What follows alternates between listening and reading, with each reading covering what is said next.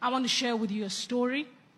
But before I do, I want to say that I stand before you today not as an employee of a high net worth media company, nor a woman defined by any professional title, but simply as a woman on a healing journey.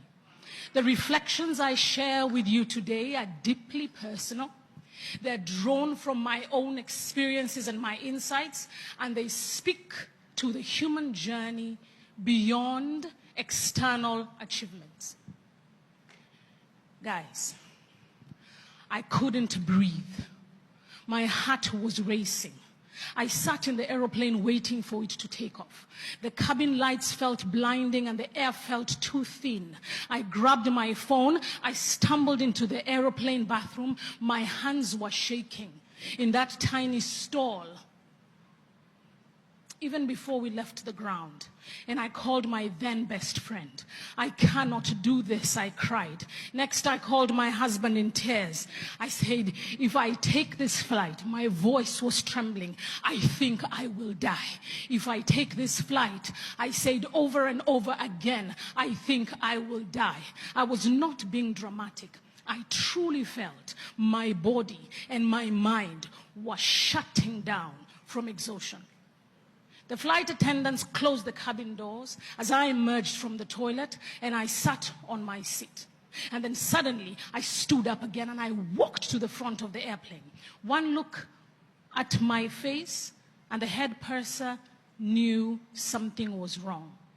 I'm feeling very sick, I said. What is wrong? Is it your body? Is it your mind? Where does it hurt? She asked gently. I looked at her. I said, everywhere. And then I burst into tears. She asked me gently, everywhere? Where?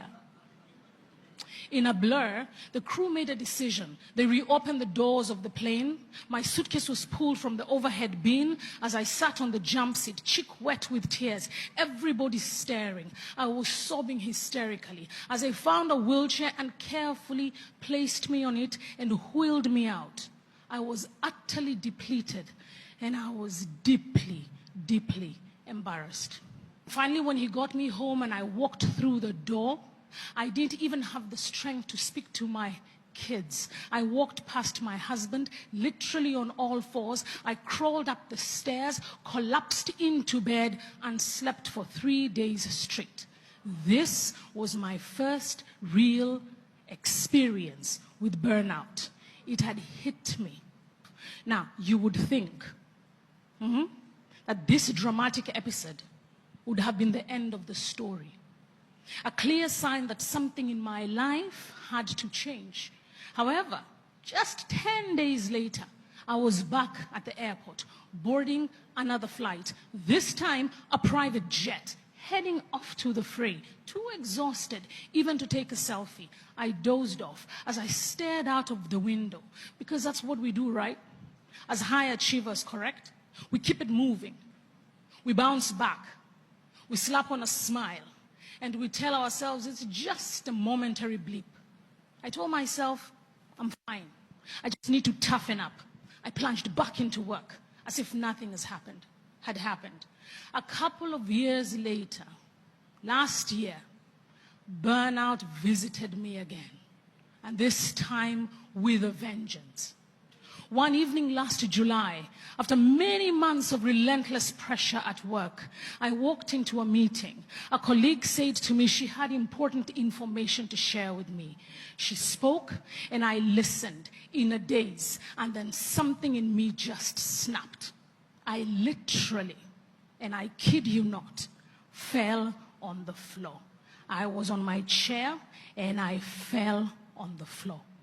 My legs gave way. It was as if the strings holding me up had been cut. It was humiliating. It was terrifying. My husband had to come and pick me up because I couldn't drive myself home. The very next day, That very same colleague called me, and as soon as I heard her voice on the phone, I collapsed again, sobbing and shaking on the floor. My mind and my body were in full rebellion, finally forcing me to confront what I had been avoiding.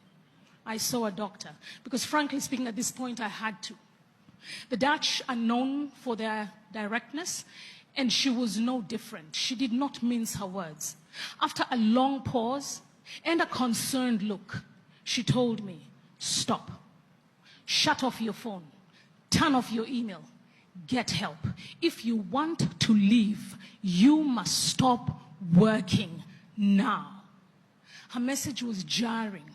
All my achievements, all my responsibilities, that they meant nothing if I ran myself to the ground. This career that I had been pouring my soul into was about to literally cost me my life if I didn't hit the brakes.